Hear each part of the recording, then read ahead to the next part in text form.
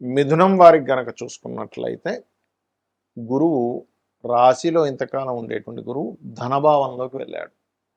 మరి ధనభావంలోకి వెళ్ళాడు ఏమిటి అంటే ఇక్కడ మూడు ఖచ్చితంగా మంచి ఫలితాలు, మూడు విషయాల్లో జాగ్రత్తలు ఉన్నాయి.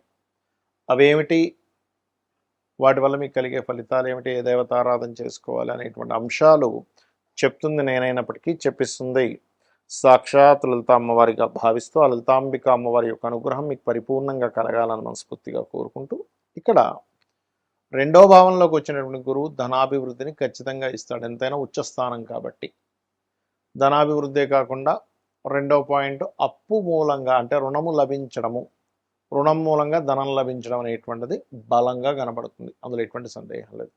మూడవది అక్కడ రెండులో ఉండేటువంటి గురువు దశమ స్థానంలో ఉండే శని మీద దృష్టి పెడుతున్నాడు. అంటే ఉద్యోగ సంబంధించిన విషయంలో పడుతున్న శ్రమకి ఫలితం ఇస్తాడనమాట. ఉద్యోగం వస్తుంది, ఉద్యోగం లేని వ్యక్తికి ఉద్యోగం వస్తుంది. ఉద్యోగంలో ఆల్రెడీ ఉన్న వ్యక్తి ఒక ఎక్స్పెక్టేషన్ ఉంటుంది, ఏమంటే నేను ఈ టార్గెట్ కంప్లీట్ చేశాను కదా, నాకు ఏదైనా ప్రతిఫలం వస్తుంది, తప్పులేదు. కష్టపడ్డప్పుడు ఖచ్చితంగా తప్పులేదు ప్రతిఫలం ఆశించడంలో. అలాగా ఆ గురువు మీద, శని మీద ఎప్పుడైతే గురువు దృష్టి ఉందో కొంచెం అంటే చిన్న చిన్న ప్రమోషన్స్ రావడం, మీ కష్టానికి ఫలితం ఎంతో కొంత దక్కడం అనేటువంటిది ఇక్కడ ఇస్తాడు.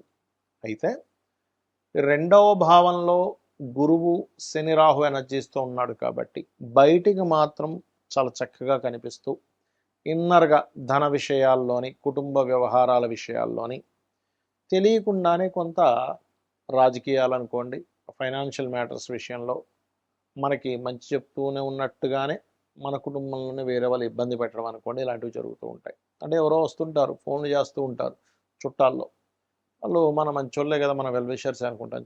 కానీ ఏమవుతుంటుందంటే మన కుటుంబంలోనే ఒక విభజన చేద్దాం అనేటువంటి ప్రయత్నం మీ కుటుంబాల మీద జరుగుతూ ఉంటుంది.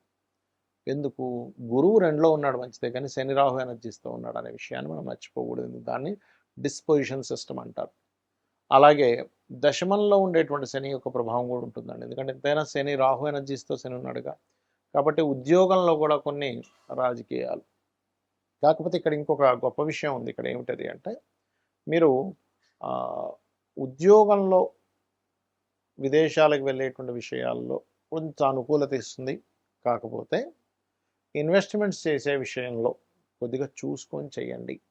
ఇక మీరు నిత్యము చేయవలసినటువంటి దేవత ఆరాధన లలితా సహస్రనామాలు శ్రవణము లేదా పఠనము, ఇది చేయండి, అన్ని విధాల మీకు బాగుంటుంది. గురువు కర్కాటక రాశిలోకి మారుతూ ఈ సంవత్సరం, మనకు పోయిన సంవత్సరం ఎలా అయితే వృషభంలో ఉన్నటువంటి గురువు మిథునంలోకి, మిథునం నుంచి మరలా కర్కాటకంలోకి వెళ్ళి మళ్ళా కర్కాటకం నుంచి మిథునంలోకి వచ్చి కూర్చున్నాడు. ఈ సంవత్సరం కూడా 3 రాసులు అంటే మిథునంలో ఉన్న గురువు ఇప్పుడు మనకి కొత్త సంవత్సరాన్ని మిథునంలో ఉన్నాడు. అలాగే కర్కాటకంలోకి వస్తున్నాడు జూన్ 2కి, నవంబర్ 1కి అలాగా సింహంలోకి వెళ్ళి కేతుతో కనెక్ట్ అవుతున్నాడు. దీనివల్ల దేశకాల పరిస్థితుల్లో ఎందుకు ఇంత ఇబ్బంది? ఎందుకంటే గురువు ఉచ్చస్థానంలోకి వెళ్తుంటే ఇబ్బంది ఏంటండి? నేను చాలా రోజుల క్రితం చెప్పాను ఏమండి, గురువు కాదు, గురువు యొక్క స్వరూపం పూర్తిగా పాడైంది అని. అందుకే చూడండి, విపరీతమైన ఎండలు, విపరీతమైనటువంటి వర్షాలు, ఒక రకమైనటువంటి అన్నీ కూడా చెప్పుకున్నాం, మన యూట్యూబ్ ఛానల్లో ఉన్నాయి. అదేదో అంటే విపత్తు వచ్చేస్తుంది అనేటువంటివి మనం వింటూ ఉన్నాం వార్తలు. ఎందుకు? కారణం ఏమిటి అంటే సర్పదోషాన్ని ఇన్నర్గా క్రియేట్ అవుతుంది. అక్కడ సర్పదోషం ఎలా క్రియేట్ అవుద్ది? రాహువు వల్ల, కేతువు వల్ల. రాహుకేతువులు ఇంకొక గ్రహంతో కంజంక్షన్లో ఉన్నప్పుడు సర్పదోషాలు క్రియేట్ అవుతూ ఉంటాయి కదా. రైట్. అయితే ఈ కంజంక్షన్ విషయంలో ఇక్కడ ఒక మంచి కంజంక్షన్ కూడా ఉంది, అది కూడా ఏంటో చెప్తాను. ఒకటి, కర్కాటక రాశిలోకి జూపిటర్ ఎంటర్ అవుతున్నందుకు జలప్రలయాలు, జలం మూలంగానే కొన్ని వైరస్లు రావడం, ఈ కుజుడి మీద, ఈ గురువు మీద కుజుడి యొక్క దృష్టి ఉన్నందుకు ఆ యొక్క దృష్టి మూలంగా కొన్ని యుద్ధ సంబంధించిన అనవసరమైన ఉద్యమాలు, వద్దన్నా సరే పిచ్చి పిచ్చి ఉద్యమాలన్నీ కూడా జరుగుతాయి ఈ లోకంలో. విపరీతమైనటువంటి కొన్ని ఉద్యమాలు జరగనున్నాయి, గుర్తుపెట్టుకోండి. అవి తలా తోకా లేనటువంటి ఉద్యమాలు. అనవసరంగా ఎందుకు చేస్తున్నారా ఇప్పుడు ఈ ఉద్యమం అనుకోవడం. కొన్ని మంచివి కూడా జరుగుతున్నాయి, మంచిగా ఉండవని నేను చెప్పట్లే. పాపం వాళ్ళ న్యాయం కోసం పోరాడేవి కూడా ఉంటాయి, అందులో ఉండవని నేను చెప్పట్లేదు. ఎందుకంటే కుజుడు ఓన్ హౌస్లోకి ఉండి గురువుని చూస్తున్నాడు. కర్కాటక రాశిలో ఉండే గురువు. కర్కాటక రాశిలో ఉండే గురువు అంటే ఏంటి? విద్యార్థులు, విద్యా సంస్థలు, విద్యా సంబంధించిన విద్యార్థులు కొన్ని ఉద్యమాల్లోకి ఎంటర్ అవ్వడం ఇస్తాడు ఇక్కడ. ఎందుకంటే ఏం గురువు మంచి ప్లేస్లో ఉన్నాడు కదా, కుజుడు కూడా ఓన్ హౌస్ నుంచి చూసుకుంటున్నాడు కదా అంటే, ఇక్కడ మనం అర్థం చేసుకోవాల్సింది గురువు శని రాహు ఎనర్జీస్తో ఉన్నప్పుడు సర్పదోషాన్ని క్రియేట్ చేస్తూ ఉంటాడు. అందుకే మనకి ఇంకా విపరీతంగా వార్ స్ట్రాటజీస్ ఇంకా పెరగడం జరుగుతూ ఉంటుంది. అలాగే మరొక విషయం ఏంటంటే ఈ జలప్రలయాలు అనుకోండి, పశువుల మూలంగా అంటే కొన్ని జంతువుల మూలంగా కూడా వచ్చేటువంటి వైరస్లు అనుకోండి. కుజుడు కొన్ని జంతువులకు కారకుడు కూడా తీసుకుంటాం మనం, కాబట్టి వాటి మూలంగా అవ్వడం అనేటువంటిది జరుగుతూ ఉంటుంది. మరి ఈ యొక్క ప్రభావం ఇలా ఉన్నప్పుడు అందరూ చేయవలసినటువంటి రెమెడీస్ ఏమిటి? ఇక్కడ మీ లగ్నం తెలిసినా, మీ రాశి తెలిసినా తెలియకపోయినా, మీది ఫలానా నక్షత్రము అని చెప్పి మీకు తెలిసినా తెలియకున్నా కూడా మీరు చేయవలసినటువంటి పరిహారాలు ఏమిటి ఇక్కడ అని చెప్పి చూసుకున్నట్లయితే, ప్రధానంగా ఇక్కడ మీరు చండీ, మీ ఇంట్లో మీరు చండీ చేయించుకునే స్తోమత కనుక మీరు కలిగి ఉన్నట్లయితే ఖచ్చితంగా ఇంట్లో చేయించుకోండి. Point number 1.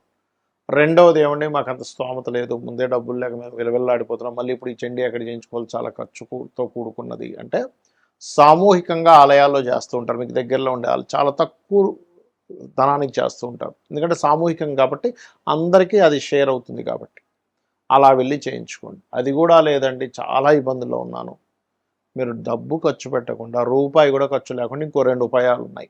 అవేమిటి? చండీ జరుగుతున్నటువంటి ప్రదేశానికి వెళ్ళి కూర్చోండి, శ్రద్ధగా, భక్తిగా, శ్రద్ధగా అక్కడ కూర్చుంటే చండీ చేయించిన దాంట్లో పావు వంతు అంటే 25% ఫలితం మీకు ఖచ్చితంగా వచ్చి తీరుతుంది. అందులో ఎటువంటి సందేహం కానీ సంకోచం కానీ లేదు. ఇది శాస్త్రాల్లో చెప్పినటువంటి అంశం నేను చెప్తున్నాను నేను మీకు.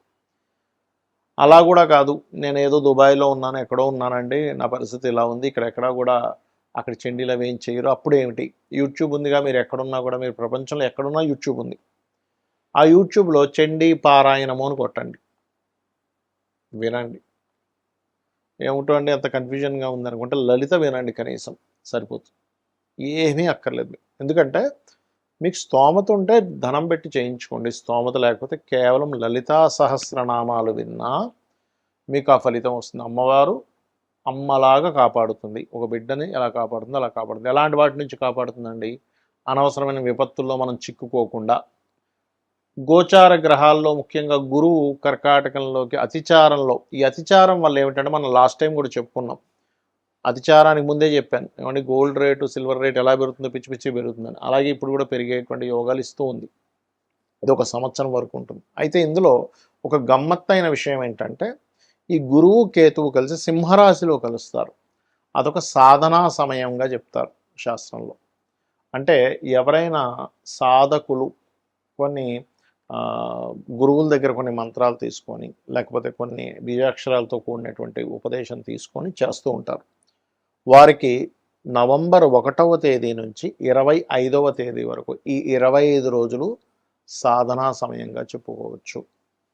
కాబట్టి ఇలా చేయండి. మరియు మనకి ఇప్పుడు పుష్కరాలు వస్తున్నాయి, పుష్కరాల దగ్గర కూడా చాలా జాగ్రత్తగా ఉండండి. శ్రీమాత్రే నమః.